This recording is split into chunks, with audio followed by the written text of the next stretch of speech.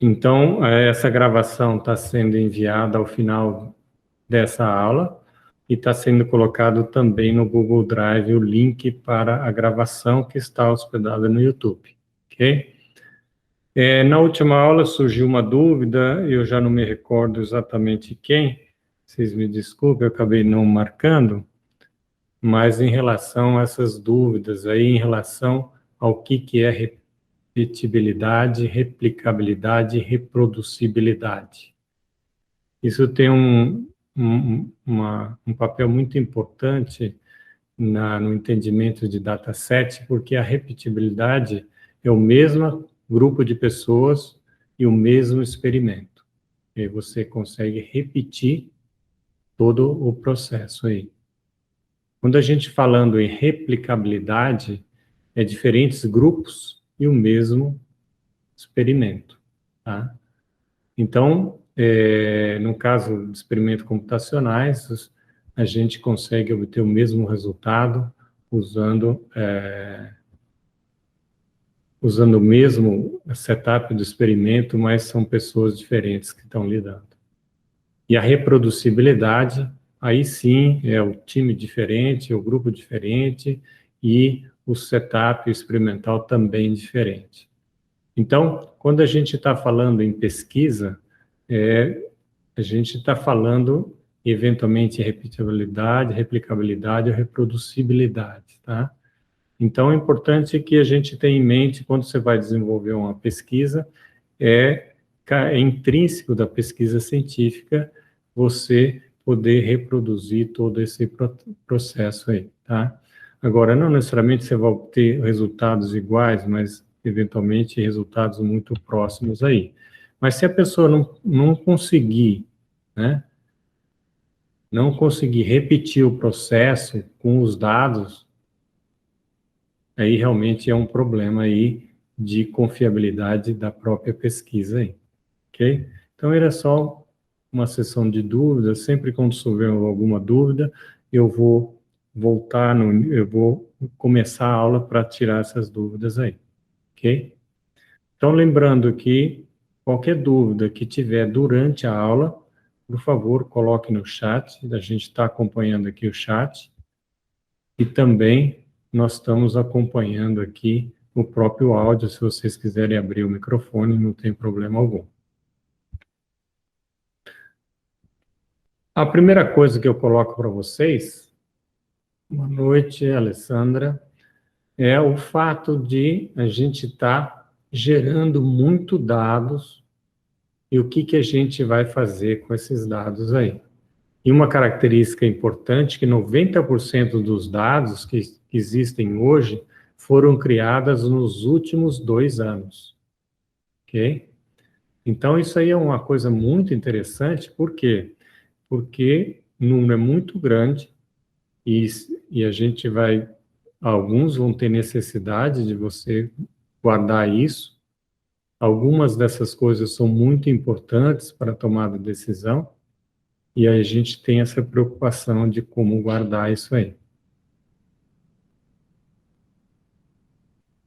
Ok?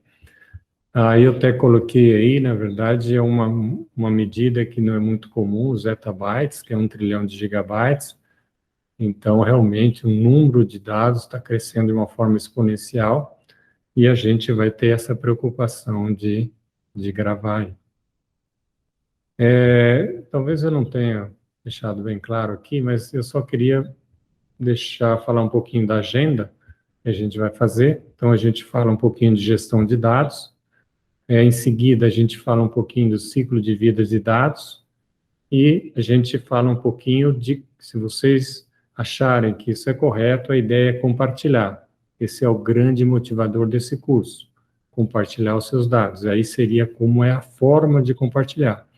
Em seguida, para a gente finalizar a última etapa dessa aula, aí o que eu vou chamar mão na massa, então a gente vai desenvolver uma atividade mais prática, onde a gente vai trabalhar com os servidores de dados aí. Mas a gente vai estar junto, acompanhando, e a ideia é que a gente misture um pouquinho a parte teórica e um pouquinho a parte prática aí. Vamos voltar lá? E aí eu faço uma pergunta: como decidimos quais os dados devemos manter? São aqueles mais importantes, aqueles que vão afetar alguém, etc. e tal. O que nós vamos compartilhar, a quais as pesquisas, como eu já falei na aula passada, a tendência das próprias editoras é exigir que esses dados sejam compartilhados com o leitor, para que possa ser reproduzida esse processo aí, ok?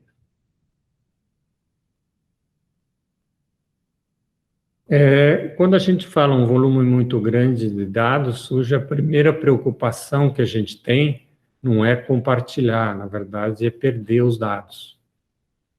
E aí, na verdade, existe um monte de situações onde a gente eventualmente não está preocupado agora, mas que pode ocorrer um problema. Então, alguns deles aí, por exemplo, desastre natural, falha na infraestrutura, falha no armazenamento, software, etc. Obsolescência de formato, ou seja, daqui a um tempo eles não é possível mais ler o formato que vocês estão falando, erro humano, ataque malicioso, etc. Então, existe um conjunto de possibilidades que pode ocorrer com seus dados, que se a gente não fizer esse planejamento adequado, isso pode ocorrer e você pode perder muito tempo aí de pesquisa, coleta e análise dos dados aí.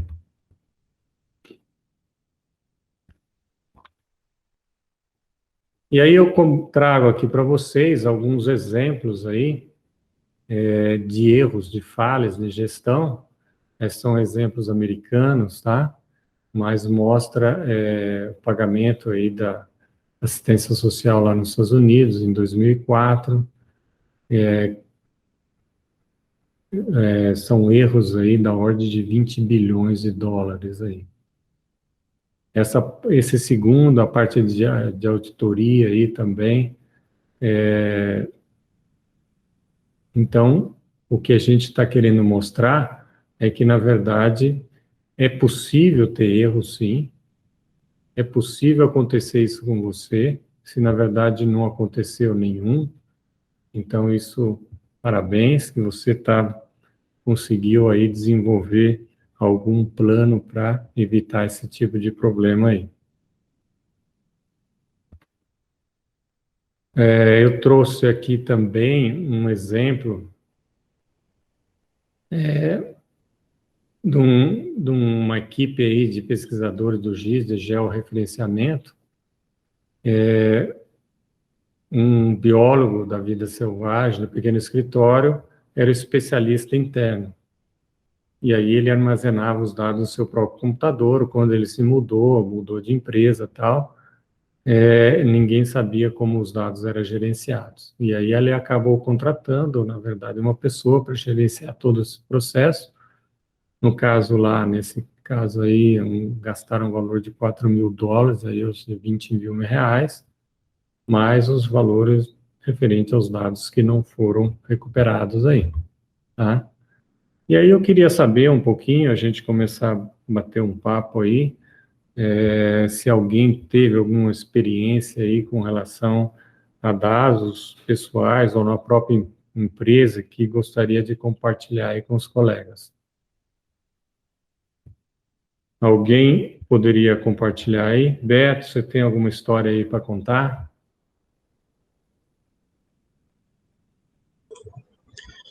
Não, na verdade, história para contar, assim, de erros que já aconteceram, felizmente ainda não tive, né, de perder dados e coisas desse tipo. Mas um cenário que eu vivo hoje, dentro de um dos laboratórios que eu trabalho, é justamente esse contexto inicial que o Dutra colocou, né, da quantidade de dados que existe lá dentro, né, e você percebe claramente a suscitabilidade que esses dados têm, o quanto suscetíveis esses dados estão a perdas, né? além das questões de ter dados duplicados, e você não sabe qual que é a versão mais recente, ou qual que é a versão que está melhor trabalhada, tá? Isso tudo pode ocasionar em erros, tanto de pesquisa, quanto em erros de tomada de decisão, se, por exemplo, for o caso de uma empresa. E reflete, de certa forma, uma má gestão no contexto desses dados científicos. E qual que é o trabalho que a gente está fazendo lá agora? É tentar organizar toda essa bagunça e trazer muitos dos conceitos que vocês vão ver dentro do curso agora para dentro desse laboratório. Mas o que fica eu creio que isso é um cenário que existe em muitos laboratórios de pesquisa, não só dentro da USP, mas no Brasil inteiro, a grande quantidade de dados que existem e a grande, o quanto esses dados ficam suscetíveis a falhas, e falhas, como no slide anterior, podem ocasionar em perdas de monetárias mesmo, né, não só em termos de tempo de pesquisa, mas, graças a Deus, ainda não passei por nenhuma perda grande de dados, não espero passar, não. Obrigado, Beto. A Laila também está compartilhando, a Maria também. A Laila, felizmente, ainda não teve nenhum problema, mas a Laila reportou aí no laboratório que ela está trabalhando aí, teve um problema no HD externo que parou de funcionar. Então, a gente tem realmente ter essa preocupação muito grande. Que mais? O Anderson, invasão do hackers, né? A Maria está perguntando uma forma de autoria para ver se é identificado algum problema. A Laila, acho que o Beto pode dar alguma dica aí para a Maria, se algum procedimento aí que existe para que a gente possa checar o nível aí de segurança dos nossos dados. Depende de onde você... Bom, primeiro depende de que tipo de auditoria você está pensando, né? Se for, por exemplo, para o caso do HD que a Laila colocou, não existe nada que você possa realmente fazer, né? Você pode passar algum software que faz a checagem de como a mídia está, mas nada impede de, no minuto seguinte, ela parar de funcionar, tá? Isso pode acontecer com HD, isso pode acontecer com pendrive, isso pode acontecer com qualquer outro desses tipos de dispositivos físicos, né? Por isso que uma das coisas que a gente coloca, né, isso é bastante tempo, e dentro do curso vocês vão ver também, é a questão dos backups, né? A gente tem uma linha mais ou menos de backup, que é a famosa 3-2-1, né? Você ter pelo menos 3 backups em 2 formatos diferentes, ou em 2 dispositivos, ou 2 tipos de dados armazenados diferentes, e mais que uma localização diferente para esses backups também, para você não perder, tá? Agora, se você vai falar assim, ó, do servidor que eu tenho esses dados armazenados, Maria, aí sim você tem uma série de dispositivos que podem ser colocados nesse servidor, como firewalls, como honeyspots, como coisas mais técnicas mesmo, que o pessoal de TI vai acabar implementando para tentar detectar a invasão, ou tentar que alguém possa ter esses dados. E mesmo você obtendo esses dados, eu já estou até me adiantando lá para frente, questões de criptografia são importantes também de serem consideradas, tá? Ok, obrigado. A Mariana falando aqui também em relação à empresa, um crescimento grande de dados e realmente o espaço, cada vez mais a gente vai guardando muita coisa, principalmente vídeos que ocupam muito espaço, né? E ela está falando que está migrando para a nuvem aí. Realmente é uma alternativa interessante, porque você pega esses grandes players aí na área de armazenamento, são bastante seguros aí.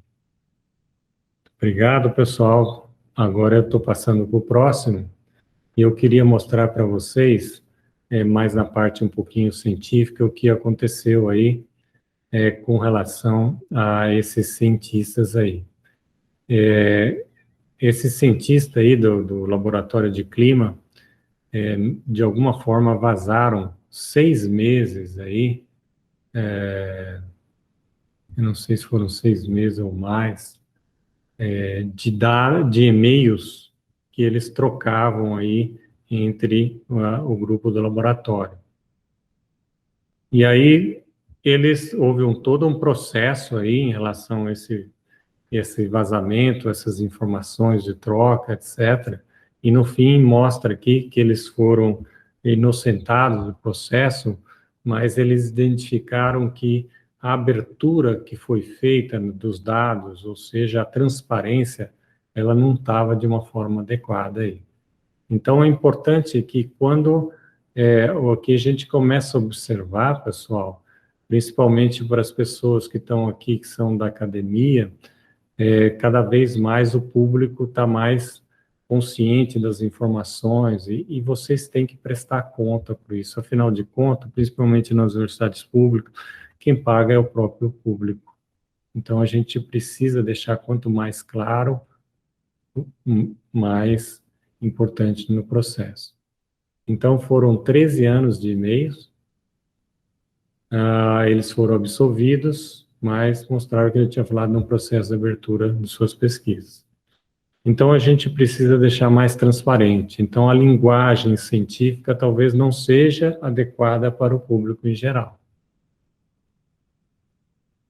E com relação às empresas que trabalham os dados, por exemplo, que desenvolvem pesquisa com o público em geral também. Então, essa transparência no tipo de público, que tipo de dados que foram coletados, essas informações têm que ser de uma forma transparente aí para as pessoas.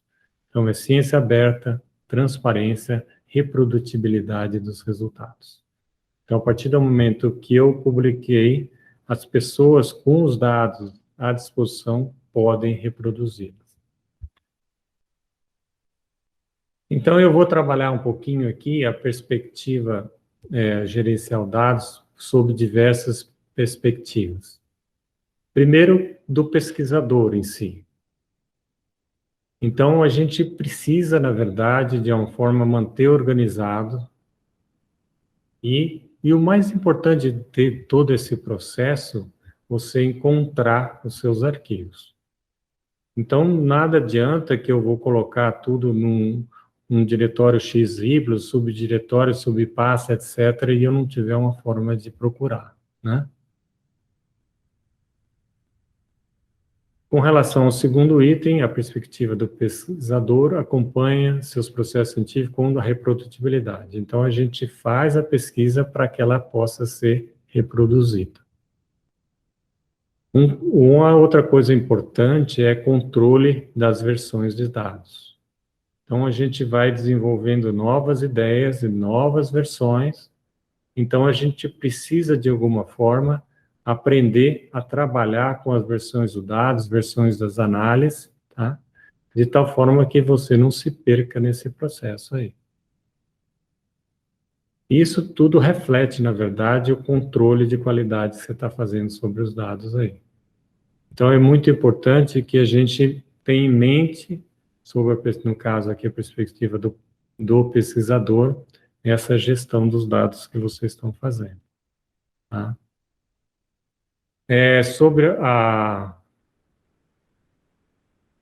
Ainda sobre a perspectiva do pesquisador, fazer backup, como já foi falado, né? A Maria falou de backup, formate seus dados para reuso, então você tem que deixar preparado para que outras pessoas possam usar. A documentação é uma coisa muito chata de a gente fazer, mas a gente precisa fazer, e um dos objetivos que a gente desenvolve ou coleta dados é para reutilização, não só por você, mas também por outras pessoas aí. E cada vez mais, e aí é um dos objetivos desse curso aqui, é para você ganhar credibilidade e reconhecimento nesses dados. Então, por isso que a gente vai fornecer aqui 2 opções para vocês, né? A primeira é a publicação do dataset, e a segunda é a publicação de um artigo de dados. Então, são duas revistas com perspectivas diferentes, e a gente vai poder mandar o mesmo trabalho, só num formato diferente aí.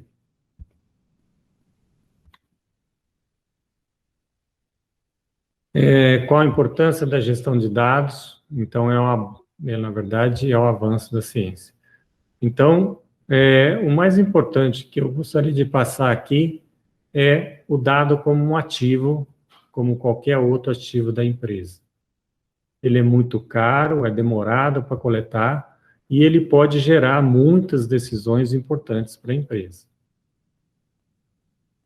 Então, por que eu faço essa gestão de dados? Para maximizar seu uso, né, desse ativo, melhorar continuamente a qualidade desses dados, de tal forma que a gente consiga resultados melhores, garantir o uso apropriado desses dados, e aí a gente vai ter que trabalhar na parte de segurança, facilitar o compartilhamento dos dados daqueles que a gente tem intenção de compartilhar, e ele tem que ser compartilhado de uma forma segura para que você não coloque em risco os dados pessoais das pessoas que possam ser usados para outros fins do que não original. E garantir a sustentabilidade e acessibilidade a longo prazo. Isso é muito importante, porque você coloca num formato X e daqui 10 anos não existe mais esse tipo de formato. Então, a gente precisa colocar num formato que tenha uma possibilidade maior de sobreviver por um tempo maior. Ok? Agora, por que, uma vez que a gente entendeu esse processo, vai desenvolver a parte de gestão dos dados, a gente tem em mente que esses dados sejam publicamente acessíveis para que colaborar com a ciência e a sua evolução. Agora, por que é importante? Aumenta o impacto e a visibilidade da sua pesquisa. Então, você já vai publicar aquele seu artigo lá, não vai? Então, além de publicar o artigo, publica também o dataset. E, se possível, se você der certo, você publica também na revista Artigo de Dados. Ou seja, pessoal, 3, 1. Por que não, pessoal? Agora, nós não temos que ter receio nem medo de nada, porque se a gente fez aqueles dados e gerou aquela interpretação em função daqueles dados, o que a gente tem que ter uma maior preocupação é o fato de descrever todo aquele processo que chegou àquele resultado, àquela interpretação. Claro que outras pessoas podem ter outra interpretação, mas você vai explicar, se a pessoa estiver usando as mesmas ferramentas que você está usando, o mesmo caminho, ela deve obter dados aí muito próximos aí do artigo original. Maximiza a transparência, a responsabilidade, incentiva a melhoria e validação dos métodos de pesquisa, reduz o custo de duplicar a coleta. Se alguém quiser, a partir daqueles dados, ele não precisa fazer novamente, ele pega aqueles dados e faz uma segunda coleta, e aí, a partir daí, há uma evolução. A gente tem que lembrar que, na verdade, a evolução da ciência, ela se dá através das pesquisas anteriores. Se a gente não tem acesso às pesquisas anteriores, a gente pode estar inferindo alguma coisa em cima daqueles dados que talvez não seja o correto. Então, eu acredito que com esses dados públicos, a gente pode conseguir evoluir muito mais a pesquisa do que o momento atual. Então, a gente tem aqui, na verdade, é o ciclo que a gente pretende desenvolver aqui nesse curso. É gestão de dados, e aí nós vamos compartilhar esses dados através, seja dessas revistas dataset ou da revista de dados. E com isso a gente vai permitir o quê? A reutilização dos dados. Então esse é o grande objetivo final, quiser, além de você publicar os seus achados, a sua pesquisa vai poder continuar. Então, essa é uma das grandes críticas hoje nas pesquisas científicas, é que a pesquisa para ali. Você publicou, fez mestrado, acabou ali. Qual é a continuidade dela? Todo aquele trabalho que você teve 2 anos, ou seja, ou no doutorado, 4 anos, será que não poderia continuar aquele trabalho? Claro que poderia, mas nós precisamos aí ter os dados à disposição.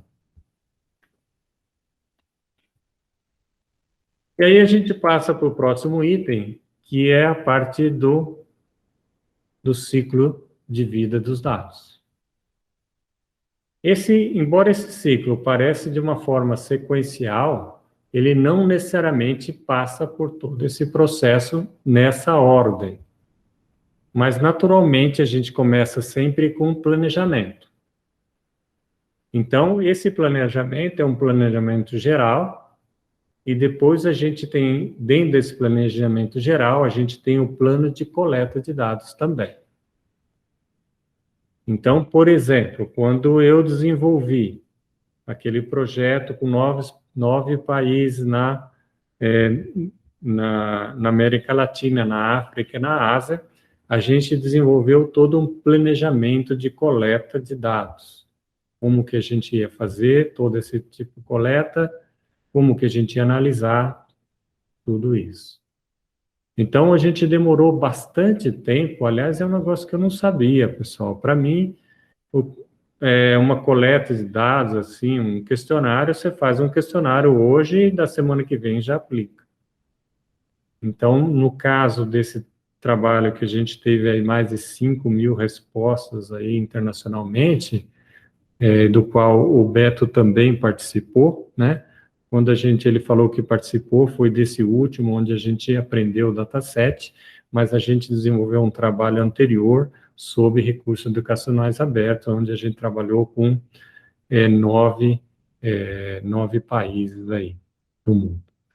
Então, depois do planejamento, a gente faz a fase coleta, depois a gente vai fazer o processamento, análise dos dados, e aí a gente chega a publicação e compartilhamento dos dados, é exatamente o ponto que a gente está nesse curso, onde a gente vai publicar. Quando a gente fala em preservação dos dados, é garantir uma vinda longa para ela, ok? Então, se houver necessidade de mudança de formato, alguma coisa desse tipo, a gente faz nessa etapa, e o principal objetivo é que, além de passar as nossas interpretações, os nossos achados, a gente possibilita também a reutilização desses dados aí, tá?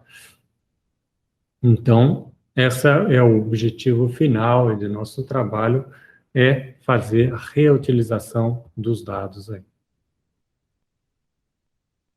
Pessoal, se vocês tiverem alguma pergunta, vocês podem ficar à vontade aí.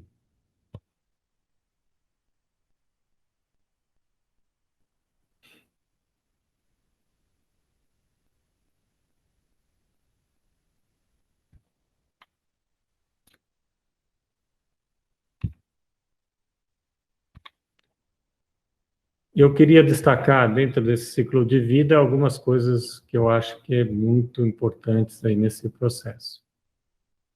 Esses estágios de escrever, depositar, preservar e publicar, né? Quando a gente fala de escrever o processo, o conteúdo, o processo de coleta dos dados, etc., depois depositar, no caso aí num servidor que a gente vai trabalhar hoje aí, no caso preservação, selecionar o formato, atualizar o formato para que ele tenha uma vida mais longa, e a publicação das informações para que outros possam encontrá-lo. Naturalmente, nessa parte de publicação, pessoal, nós temos uma preocupação muito de as pessoas terem acesso a dados. E, normalmente, o que a gente fazia antigamente?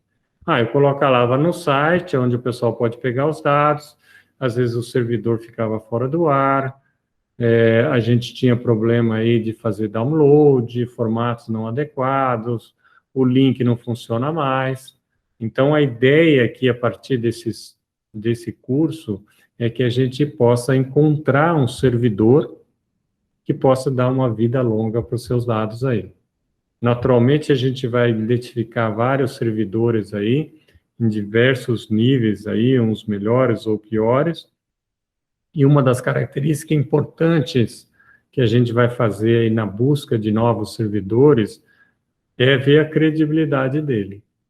Será que ele não vai parar daqui a um ano? Quem que está por trás dele? É uma universidade? É uma empresa? Então, a gente precisa ter essas preocupações aí. Mas antes de a gente continuar, eu queria que vocês...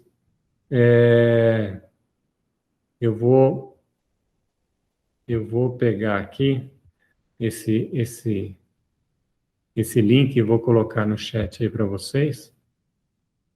E eu queria que vocês respondessem aí para a gente poder discutir um pouquinho como é que vocês estão em relação a esse processo. Se vocês puderem aí responder esse questionário, seria muito bacana. Aí a gente vai conhecendo um pouquinho vocês de tal forma que a gente possa cada vez mais entender onde vocês estão e para onde vocês vão.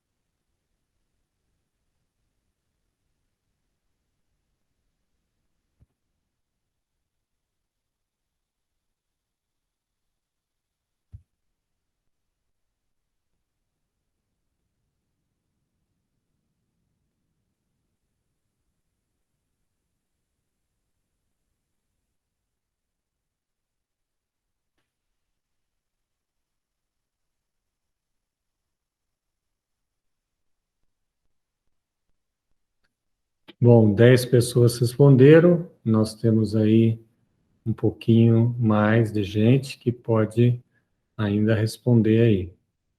E aí depois eu vou pedir pro Beto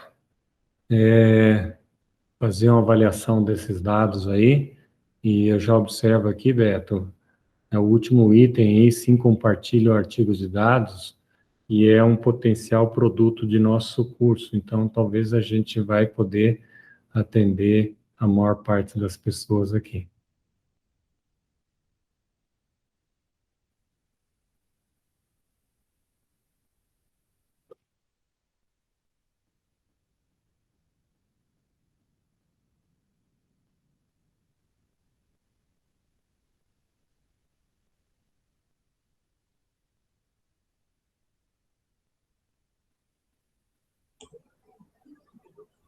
O pessoal já terminou? Não, são 11 dos 17, mas tem nós dois, mas acho que você já pode fazer um comentário aí. Assim, eu acho que é sempre importante dar uma resposta para as pessoas e também falar que a gente era assim também, né? A gente compartilhava pouco, né? Mas eu acho que tem muito benefício aí, né? Vamos lá. Eu acho que ainda compartilhamos pouco, né, Dutra? A gente poderia até compartilhar mais, né? Verdade. No nosso caso, nós dois estamos começando a compartilhar mais isso daí. Que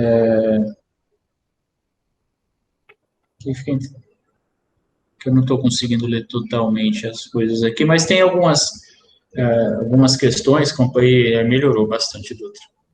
Por exemplo, 20% faz um compartilhamento via e-mail, essas questões, né, por exemplo, compartilho via nuvens. O que talvez chama atenção é que não existe um método formal desse compartilhamento. É evidente que o compartilhamento traz, por exemplo, facilidades e benefícios, como, por exemplo, o reuso, melhorias de outras pessoas olhando sua pesquisa para poder contribuir, né? Mas essa questão de ser um compartilhamento informal, né? Você envia por e-mail, né? Você não tem o benefício, como, por exemplo, você publicar esses dados e ter esses dados com um DOI para a pessoa poder citar você, que você foi a pessoa que criou esses dados e está disponibilizando esses dados. Tá? É interessante ver que existe uma cultura desse compartilhamento, mas eu acho que essa cultura tem que ser uma cultura mais formal de compartilhamento do que não somente esse informal de compartilhar. Eu acho que os benefícios formais são bastante interessantes. É só para adicionar aí do Beto, o que ele falou, só para reforçar, é isso que ele está falando, quer dizer, a partir do momento que a gente publica um dataset e um artigo de dados, nós estamos ganhando uma coisa a mais, é um reconhecimento a mais. Então, eu acho que isso que é a grande coisa que a gente leva aí fazendo esse compartilhamento. Às vezes a gente tem uma preocupação, não, se ele achar alguma coisa errada. Pessoal, claro que nós temos que tomar mais cuidado, sim, mas a gente vai ganhar alguma coisa nesse processo. Olha lá, o Carlos aí está com um problema lá no computador, estou com uma dúvida. Há um limite mínimo de quantidade de dados em uma pesquisa a ser disponibilizado?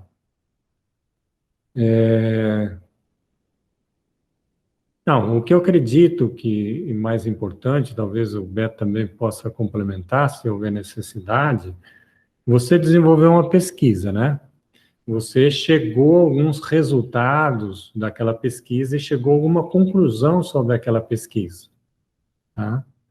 Naturalmente, quer dizer, uma pesquisa científica, na verdade, ela requer um número mínimo de pessoas, etc., para que você possa aplicar determinados métodos estatísticos, tem que ser uma curva normal, caso contrário, você vai usar estatística não paramétrica, alguma coisa desse tipo. Mas independente da quantidade que você fez, o mais importante nesse processo é que você usou a estatística correta e chegou a alguma conclusão. A partir desse momento, não interessa mais a quantidade, né? O que interessa, na verdade, é você permitir essa replicabilidade, tá? Então, é importante que você entenda que, a partir do momento que você fez um trabalho científico, que ele adota alguns critérios de tamanho da amostra, etc., estatística utilizado, a partir desse momento, você já deve disponibilizar esses dados, ok? Não sei se ficou claro, Carlos, por favor, responda aí no chat, e se não ficou claro, por favor, pode colocar mais alguma coisa aí. Uma outra coisa, doutora, que eu gostaria de observar aqui o pessoal compartilha bastante, né? Você vê 70% pegando ali, compartilho só no modo privado, compartilho via e-mail, compartilho nas nuvens, mas uma coisa interessante é que, apesar de haver esse compartilhamento, eu penso que é um compartilhamento bastante restrito em termos de networking, né? E quando você publica, você dá mais visibilidade para esses dados, e não é mais só aquela questão dos pesquisadores que estão mais próximos a você, que conhecem um pouco mais do seu trabalho, utilizarem os seus dados, né? Como, por exemplo, aqui, 25% diz que só compartilha no modo privado, né? Então, quer dizer, ela está compartilhando com pessoas que ela conhece e que está próxima do contexto de pesquisa. Quando esses dados são publicados via artigo de dados, você expande muito, você expande para o universo do mundo inteiro para eles poderem olhar os dados que você está fazendo e a pesquisa que você está conduzindo, né? E uma outra coisa que eu queria complementar, e o professor Beto, é que às vezes a gente tem muita preocupação, por exemplo, quando eu publico o dataset, pessoal, e o artigo de dados também vai nessa mesma linha, eu não faço interpretação dos dados. Então, na verdade, você está coletando aquilo que você coletou. Não tem como você inventar ou mudar. Às vezes você fica preocupado com a sua interpretação. Aí no artigo acadêmico, sim, você pode ser criticado por isso ou aquilo. Quando você publica um dataset, são só os dados, pessoal, não tem mais nada. Então é muito tranquilo esse processo, porque você fez aquele processo, você coletou e alguém vai fazer uma interpretação dele, ok? Obrigado, pessoal. Então, vamos lá, vamos seguindo. Então, esse compartilhamento requer esforço, recurso e confiança nos outros. Então, como o Beto falou, vocês estão compartilhando com um grupo mais restrito, e agora a gente precisa dar mais confiança aí para que outras pessoas possam usar os seus dados aí. Então, eu vou beneficiar aí, na verdade, o público em geral, o patrocinador da pesquisa, a comunidade de pesquisa e o próprio pesquisador. Então, vamos ver cada um deles, o público em geral. Então, o público mais bem informado gera confiança na pesquisa científica e pode gerar melhores decisões em relação ao planejamento ambiental e econômico, as políticas federais, estaduais, ou seja, nós estamos dando subsídios para que a Maria perguntando, tem um limite de revistas para publicar, por exemplo, já publiquei o banco de dados na revista X. Posso mandar o mesmo banco de dados? Não. Maria, isso segue a mesma lógica da pesquisa científica, o mesmo artigo não pode ser publicado em outros, nas outras. O que você pode ser feito, Maria, você publicou os dados até 2020, aí daqui 5 anos você publica os dados já atualizados com mais 5 anos. Então, na verdade, ele corresponde a uma nova amostra, uma nova visão, aí sim tem sentido.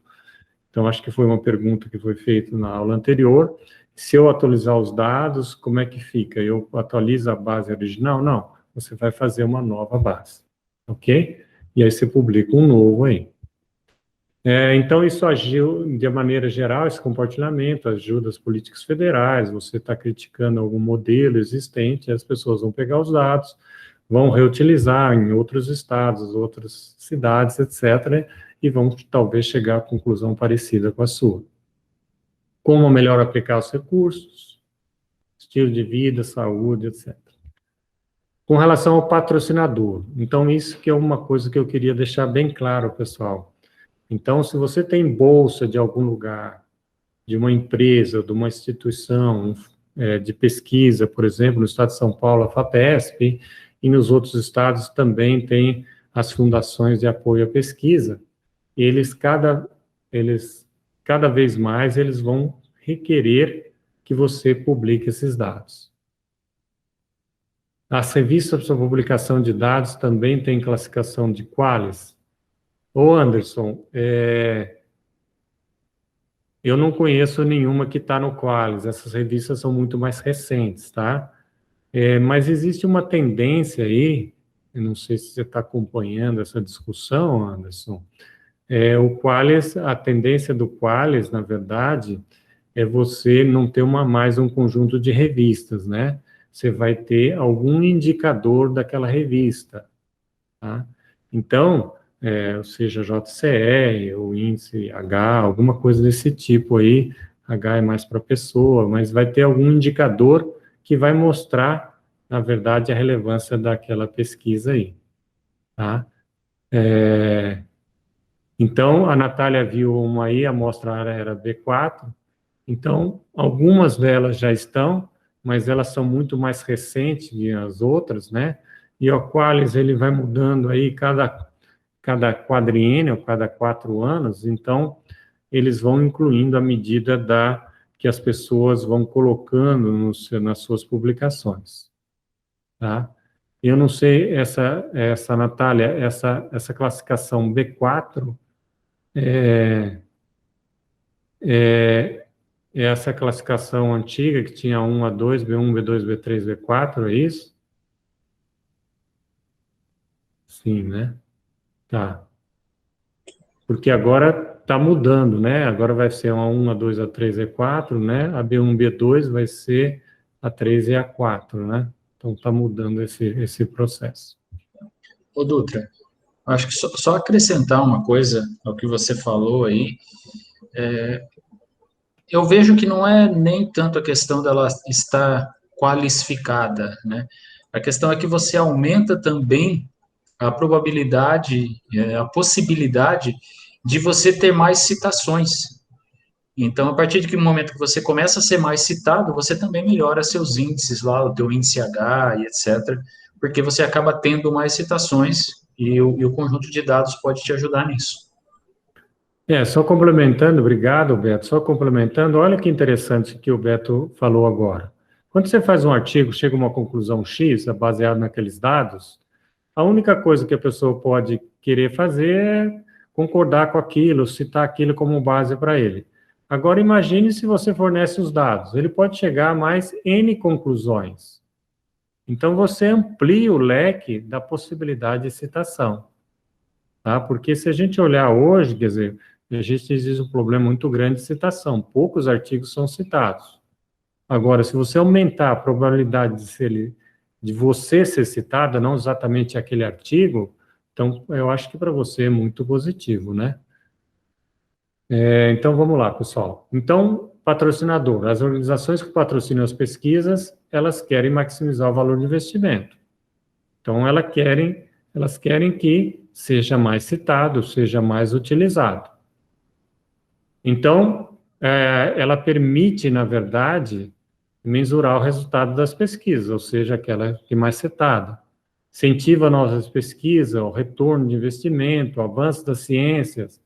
Às vezes, evita a alocação de recursos em áreas que não estão tendo um retorno, ou seja, se ninguém está citando, ninguém está usando, então eu vou ficar, por que será que está acontecendo? Preciso fazer uma reflexão. E talvez alocar mais recurso para algumas áreas que demandam mais, mas não deixar a descoberto as demais áreas, mas não ter o mesmo investimento, talvez nas duas aí. Ok? E depois, com relação à comunidade científica, permite que os membros da comunidade, não só você, dentro do seu grupo, mas a comunidade, agora a gente está falando comunidade mundial, tá?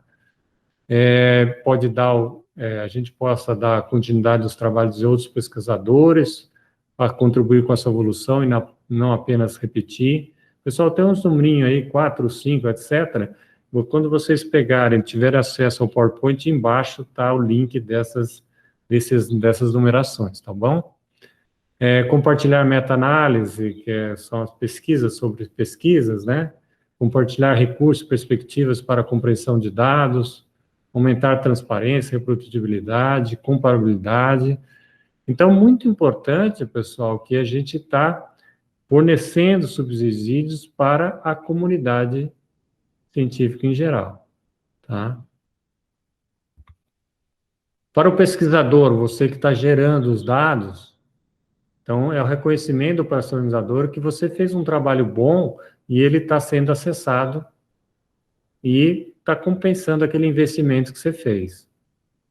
E aí é uma forma de avaliar o feedback, quer dizer, que as pessoas estão usando, etc., estão citando, então é um indicador da qualidade. Maior oportunidade de intercâmbio dos dados, etc. Recentemente, nós desenvolvemos, o Beto e eu desenvolvemos dados aí sobre a utilização de áudio e texto, as diferenças aí no ensino. E a gente fez uma pesquisa, né, Beto, e acabou nem publicando, mas a gente tem um monte de dados e recentemente uma pesquisadora dos Estados Unidos pediu esses dados. Quer dizer, se você fez um artigo, publicou, você vai ganhar mais duas possibilidades, um dataset mais um artigo de dados. Agora você decide, não quero publicar nada. Pô, pelo menos publica o dataset, né? Amigos, eu vi na minha área, mas eu envio o link para que vocês possam verificar a de vocês. Legal. Obrigado, Natália.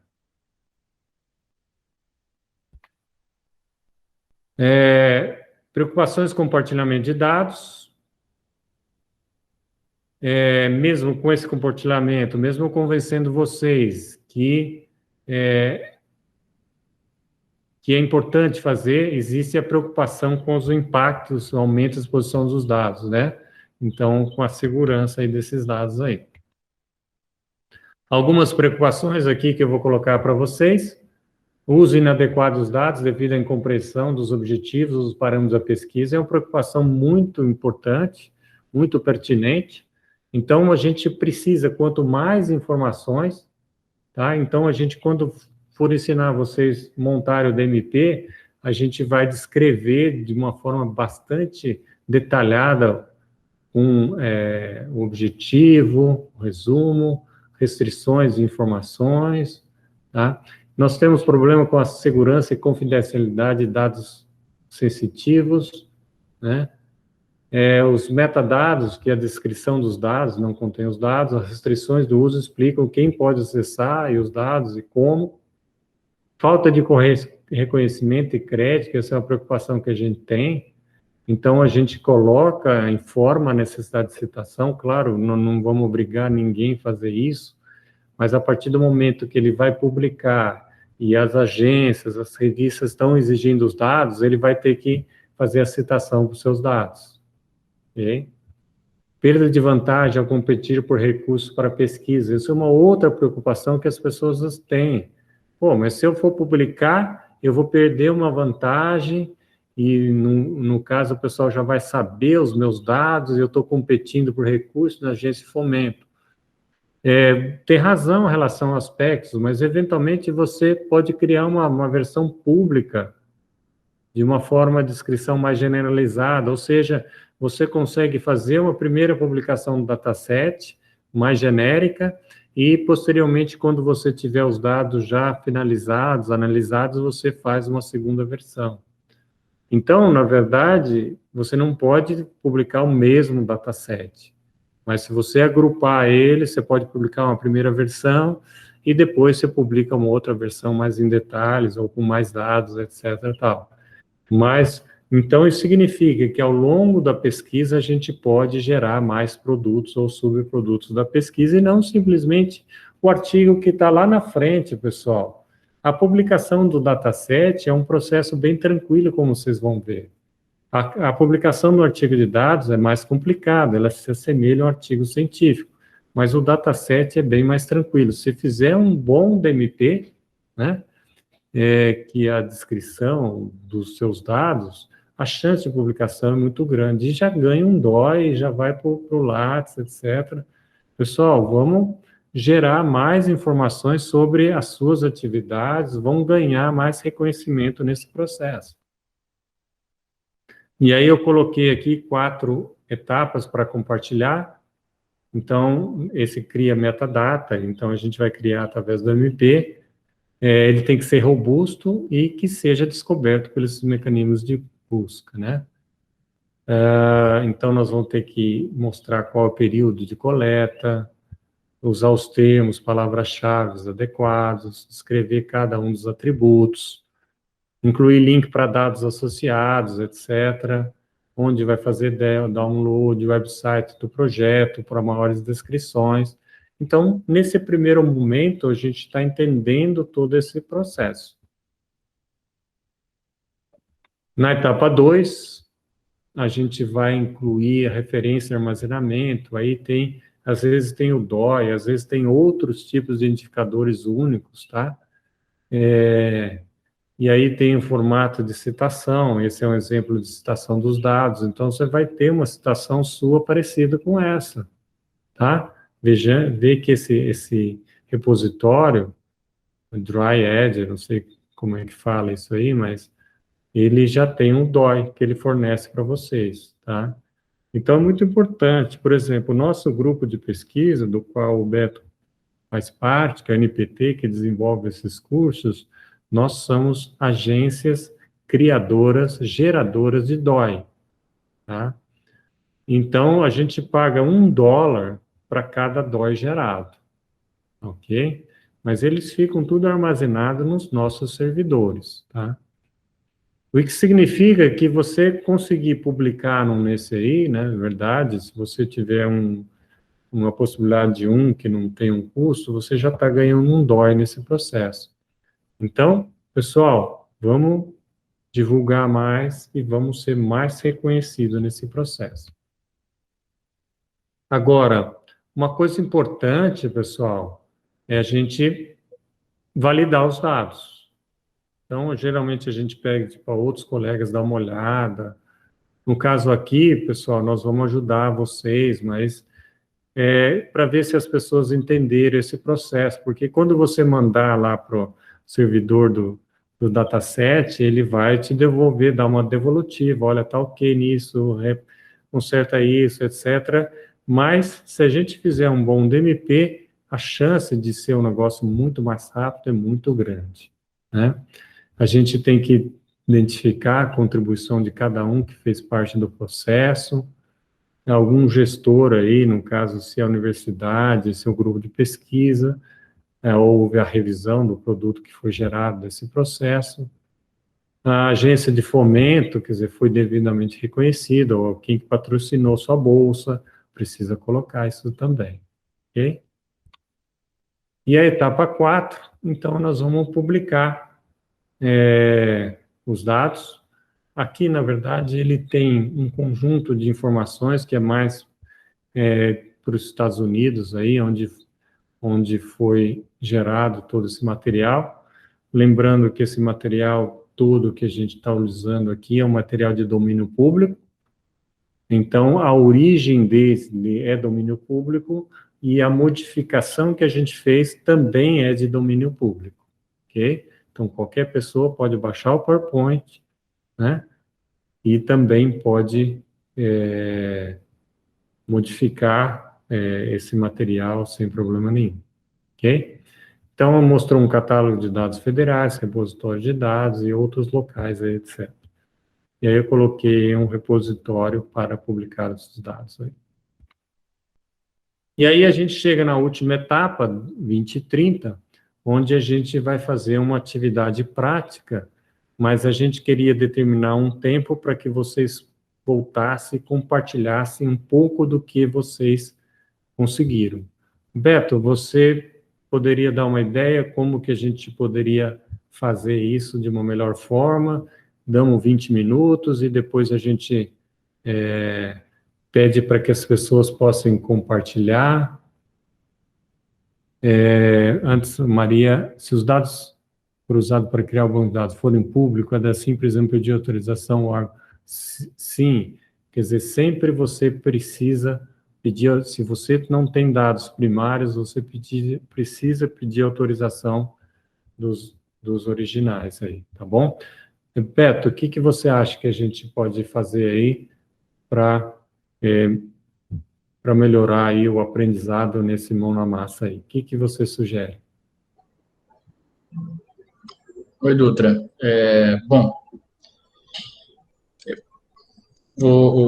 a intenção sua aqui é trabalhar só com esses repositórios ou também Não, a ideia não, deles poderem pegar alguma coisa deles e já começar? pode.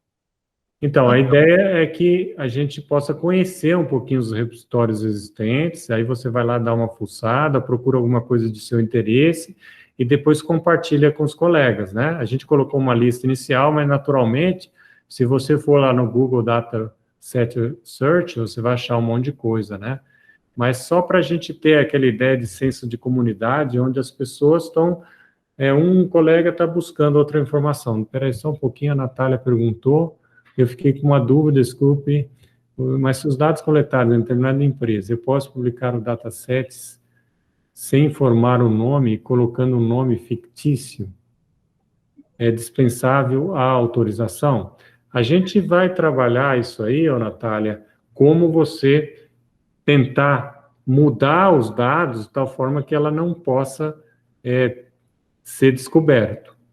Agora, se realmente as pessoas conseguirem descobrir que são dados daquela empresa, realmente é uma situação muito complicada. Então, a gente consegue, de alguma forma, tirar um monte de informação dos dados para que ela não seja descoberta, tá? Mas aí a gente precisa tomar muito cuidado aí. A minha sugestão é sempre pedir essa autorização. Você tem algum complemento aí, Roberto, em relação à pergunta da Natália? Sim, porque nós, como você falou, Natália, de trabalhar com nomes, né? Ou seja, identificação de, de pessoas, você, principalmente aqui no Brasil, a gente tem agora a LGPD, né? Então, tem que se ter um cuidado bastante grande com relação à Lei Geral de Proteção a Dados, que muita gente fala que é só por conta de empresa. Não, a gente, como pesquisador e a gente que trabalha com dados sensíveis, a gente precisa tomar cuidado com isso e anonimizar de alguma forma, né? Mas eu acho que é imprescindível também, nesse momento, ter autorização das pessoas que você vai disponibilizar esses dados. Na verdade, anonimizar tem algumas formas, né? Não só, por exemplo, a criptografia, você pode agrupar, né? E nesse agrupamento você acaba colocando um certo anonimato. Enfim, existem algumas técnicas para você poder adotar, mas eu acho imprescindível ter uma autorização, sim, tá? Bom, então vamos fazer o seguinte, pessoal. Vamos até 2050. Eu queria que vocês procurassem aí dataset, tá?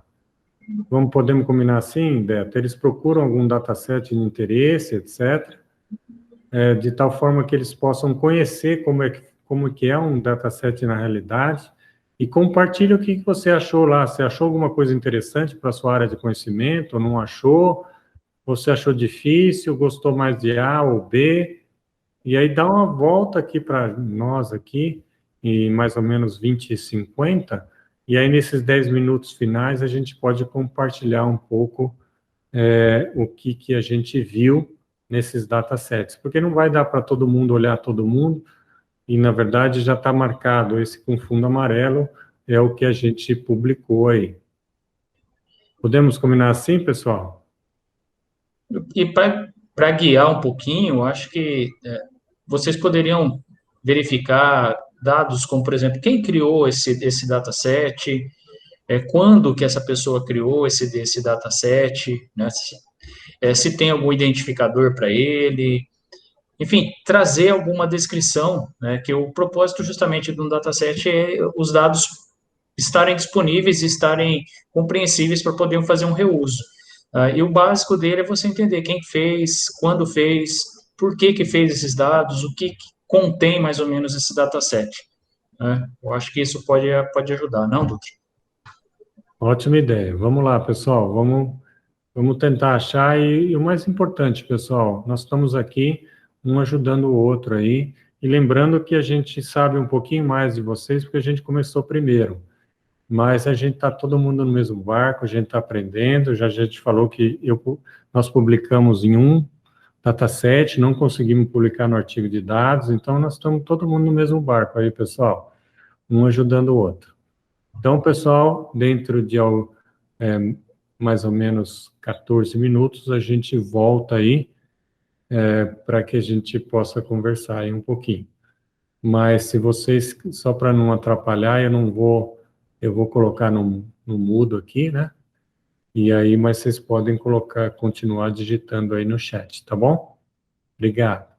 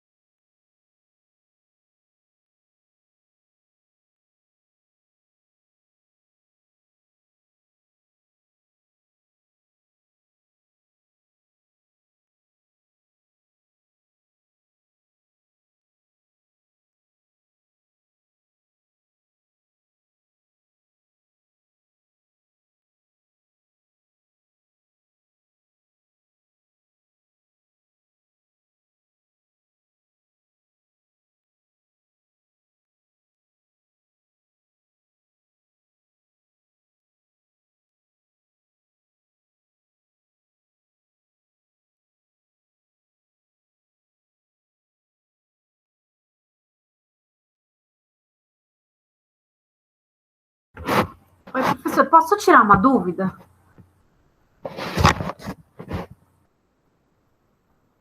Oi?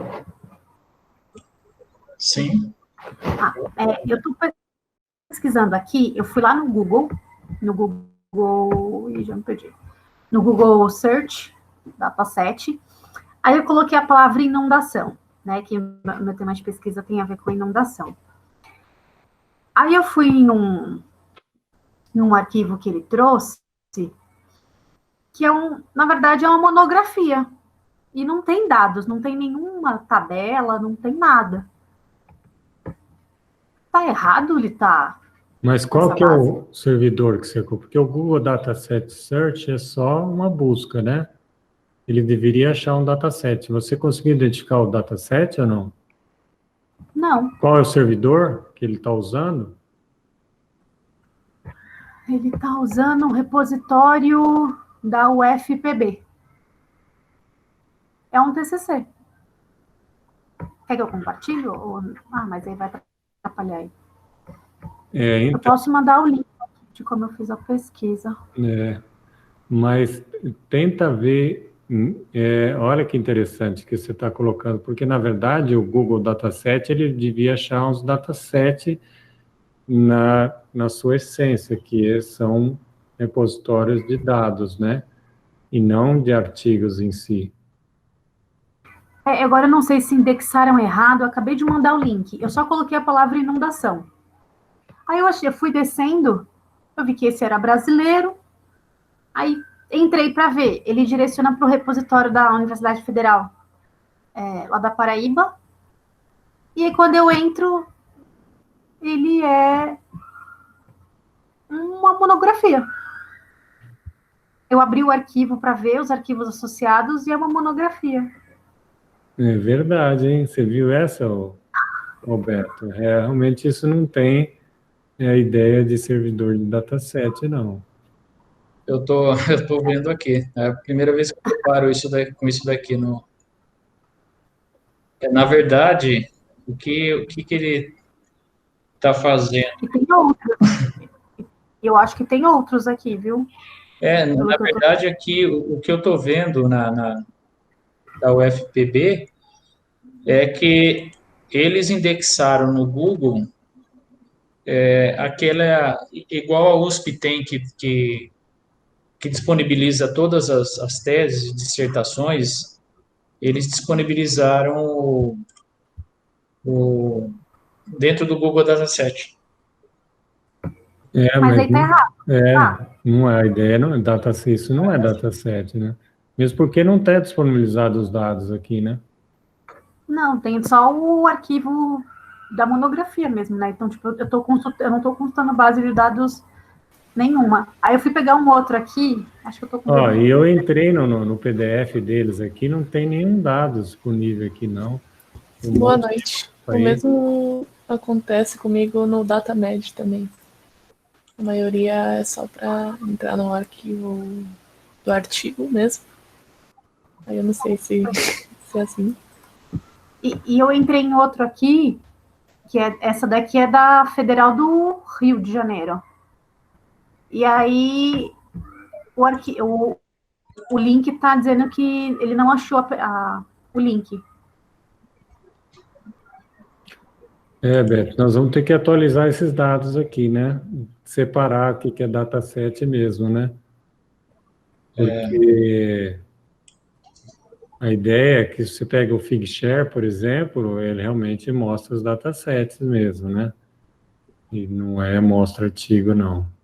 Ele tem até outras coisas além do dataset, mas tem dataset lá também, né? E nesse caso aí parece que é só... Na verdade, é o Google, né? O Google Dataset. Esse daqui, por exemplo, ele já traz um arquivo, né, um registro, e se vocês verificarem aí, tem formato CSV e JSON. Então, ele fornece os dados aí, por exemplo, sobre educação e acolhimento na primeira infância. Aí ele tem arquivos de dataset disponíveis em CSV e em JSON. Esse seria um formato que poderia que deveria estar dentro do Google Dataset, né? Pessoal, depois a gente vai explicar desses formatos aí, que são os formatos mais adequados aí, e o próprio servidor de dataset, ele já requer algum tipo de formato aí. No nosso caso, ele exigiu o CSV, não foi, Roberto? Foi no CSV.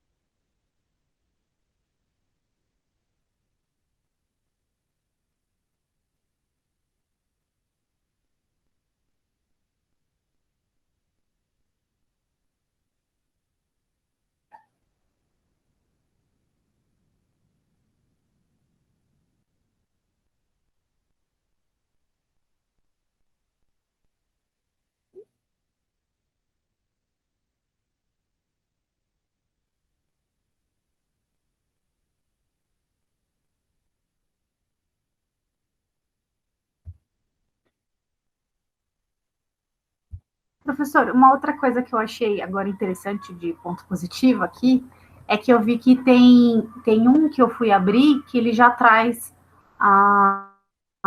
pelo ArcGIS. Traz o quê? Desculpa, não ouvi, Maria? Ele já traz puxando do ArcGIS, Tá. o que foi publicado. Ele já coloca no formato proprietário para o software de leitura, né? Já, porque aí já facilita, né? A hora que a pessoa for usar o QGIS ou alguma coisa assim, aí ele já tem as tagzinhas, ele já fala qual o shape que ele está usando, qual foi a proximidade, né? Que ele está usando as imagens, qual foi a fonte que ele usou. Então, o que eu queria que vocês sentissem um pouco, Maria e demais colegas aí, é que não é um bicho de sete cabeças essa publicação. É um negócio bem tranquilo esse processo. Claro que a gente vai ensinar todos os passos, fazer o DMP, mas nada super complexo aí. Ou seja, eu acredito que você já tem algum material que possa ser publicado logo depois desse curso.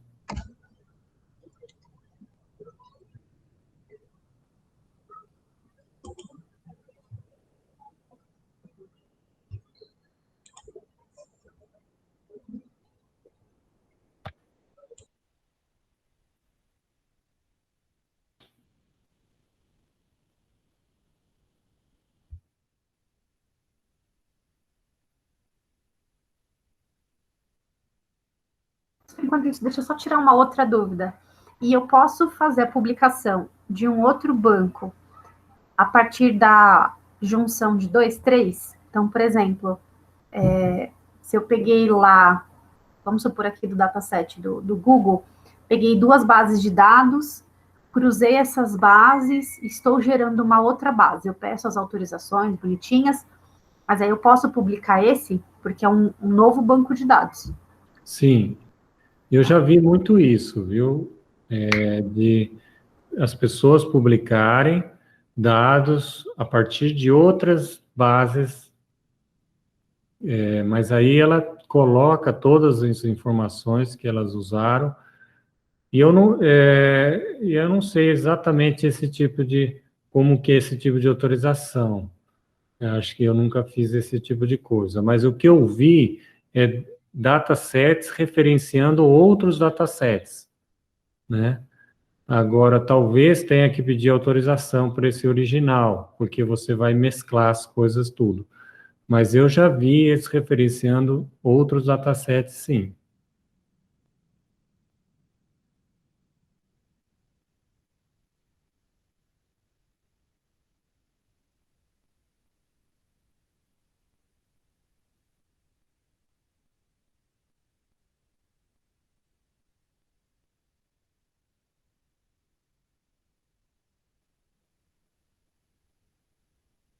Pessoal, então tem mais 2 minutos aí. Então, o objetivo principal dessa ideia é que vocês conheçam os datasets, tenham acesso a alguns datasets, veem os pontos positivos, negativos e compartilhem aqui com a gente.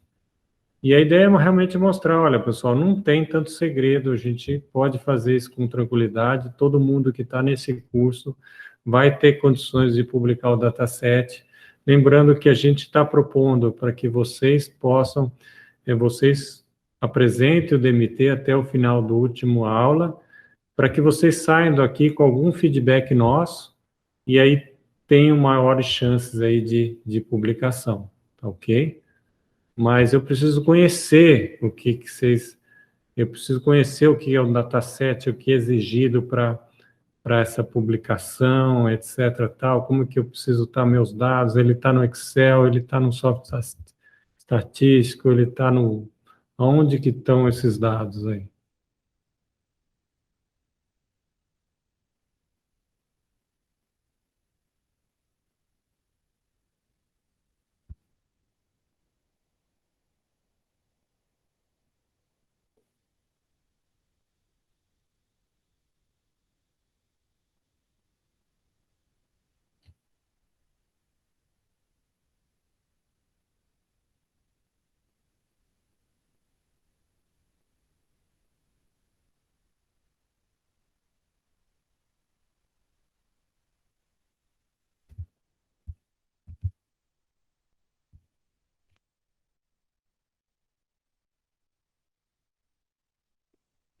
Bom, pessoal, 10 para as 9, nós faltam 10 minutos para a gente finalizar essa segunda aula. Então, eu queria que vocês compartilhassem alguma coisa dessa sete. Falou, olhei, gostei, não gostei, achei interessante, etc e tal. Vamos compartilhar com os colegas, não é com o Dutra, nem com o professor Beto, não. É com todos os colegas aí, de tal forma que ele possa falar, olha, a pessoa tal, fulano entrou nesse, é muito bom, acho que eu vou entrar também. Ou se não é muito bom, avisa, aí a gente não entra. Vocês podem compartilhar, pessoal?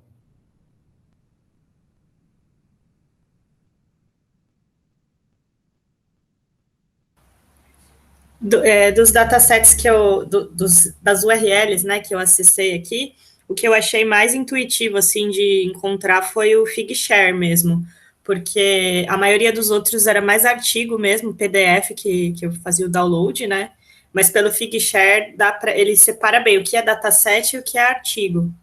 Então, eu consegui encontrar alguns artigos aqui, algumas coisas relacionadas à pesquisa que eu quero fazer, né, na pós, e aí eu já encontrei alguns modelos de dataset e já consegui ter uma ideia, mais ou menos, de como que tem que montar, deu para fazer download de assuntos bem parecidos, né, com a pesquisa, o mesmo estilo, né, de assunto.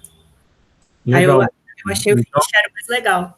Você viu que não é o bicho de 7 cabeças, não, é um negócio bem tranquilo aí, a partir do momento que você tem os dados, né?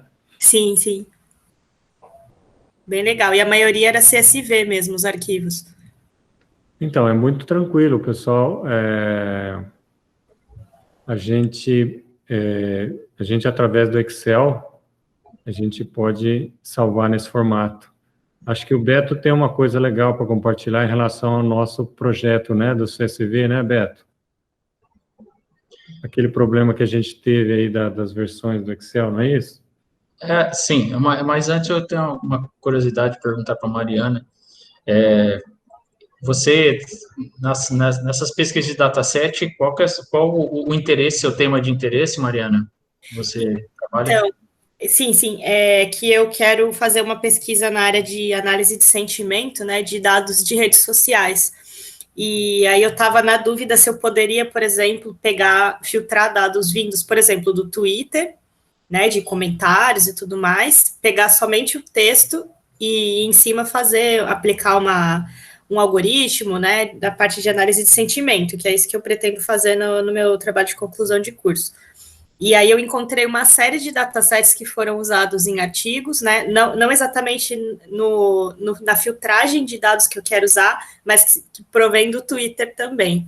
Então, tem uma série de datasets desse estilo, eu achei interessante, porque eu pretendo filtrar, né, dados vindos do Twitter, vou utilizar a API do Twitter, né? e fazer uma filtragem no nicho que eu quero procurar, e aí, em cima disso, fazer a minha análise de sentimento. Legal, muito bom. Vai usar inteligência artificial para fazer essa análise? Isso mesmo. Eu estou fazendo especialização em inteligência artificial mesmo.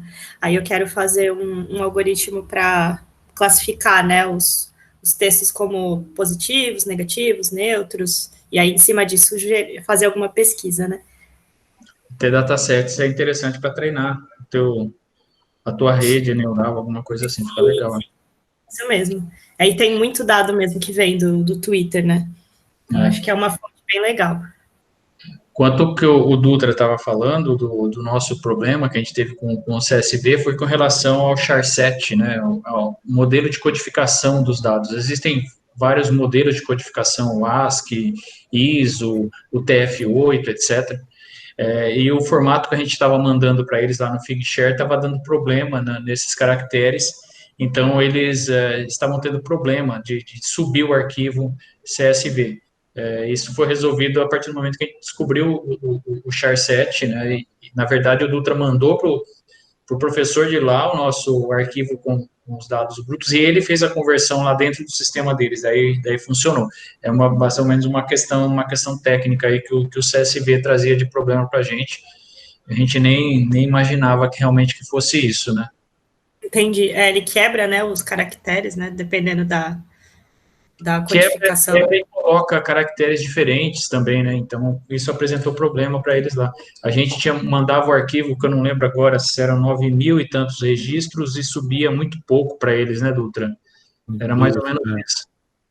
Eles não... A gente mandou várias vezes, mandava, e ele falou, olha, não conseguimos ler, não conseguimos pegar os dados. E aí eu desisti, mandei para eles, falar, converte para CSV vocês mesmos. E aí, quando eles converteram lá, e deu tudo certo. Caramba. São vários detalhes, né? Legal, Mariana. Obrigado por compartilhar aí, viu? Obrigada. Pessoal, mais alguém aí poderia compartilhar aí de algum dataset que olhou, que achou interessante e pode compartilhar com os colegas?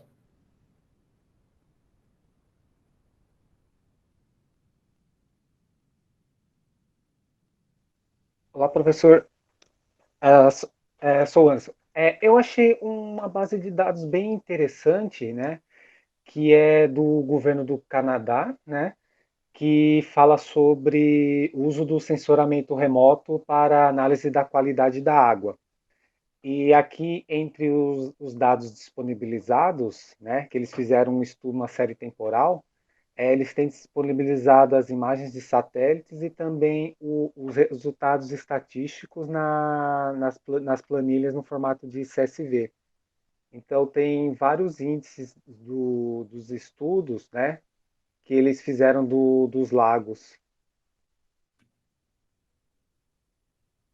Que legal, Anderson, que você achou alguma coisa que possa ser útil aí para você. A ideia é essa mesmo, que a gente possa reutilizar os dados de outros, né, para que a gente possa dar continuidade. Espero que também você possa, no futuro, né, gerar dados para que outros possam acessar. E lembrando que a partir do momento que você coloca numa base de dados dessa universal, como o professor Beto já falou, que na verdade o alcance é muito maior, né? Então, realmente, você vai gerar a possibilidade de continuidade da sua pesquisa para o mundo inteiro.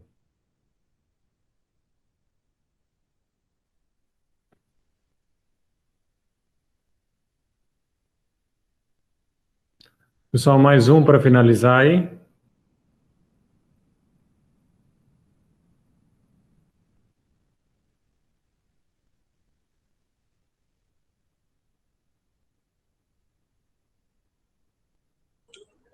Alguém tem algum conjunto de dados próprio que pensa em compartilhar aí, quer falar um pouco sobre esse conjunto de dados para a gente? Isso, pessoal, aproveite as aulas aí nesse finalzinho que a gente abre a palavra para todo mundo, para que vocês possam começar a falar sobre o projeto de vocês. E aí a gente vai dando algumas dicas aí, tá bom? Tem um projeto, um artigo que a Maria e eu estamos escrevendo, que é sobre ilhas de calor, né? Só que no nosso caso a gente está utilizando imagens de satélite, né? Que é Landsat 8, né? Que é da Agência Espacial Americana. E aí a gente está extraindo os valores da temperatura. Só que aí eu acho que no nosso caso a gente vai ter que pedir autorização, porque como a gente está reutilizando os dados para fazer estimativa, então acho que para a gente publicar, acho que a gente vai ter que fazer isso, pedir autorização. Não só pedir autorização, mas você, no seu artigo, você vai publicar o link dos dados primários que você pegou, né? Sim, sim. A Liliane está colocando que a área de pesquisa é gestão de risco. Estou no início da pesquisa. Esse link que você colocou, Liliane, é algum dataset, já que tem alguma coisa de gestão de riscos? É isso?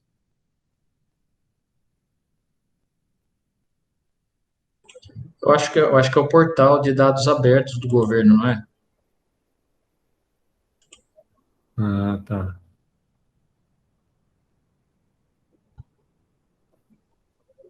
Acho que tá bom. Então, pessoal, eu queria agradecer a presença de todos aí. Então, na próxima terça-feira, a gente dá continuidade. E o modelo que a gente está querendo, pessoal, adotar é sempre esse. No início, a gente tira algumas dúvidas que, porventura, vocês enviarem por e-mail ou fizerem na própria aula, né? E sempre no final da aula, a gente trabalha essa ideia de mão na massa, onde a gente vai começar a trabalhar aí no seu projeto em si, né? E para que você possa trabalhar no seu projeto, você precisa desenvolver algumas habilidades aí em relação à construção e desenvolvimento do dataset. Então, esse é o objetivo final desse curso aí. Ok? Então, muito obrigado, boa noite a todos aí. Um abraço, Beto, até a próxima aí. Boa noite, Boa pessoal. noite. Luta. Até mais.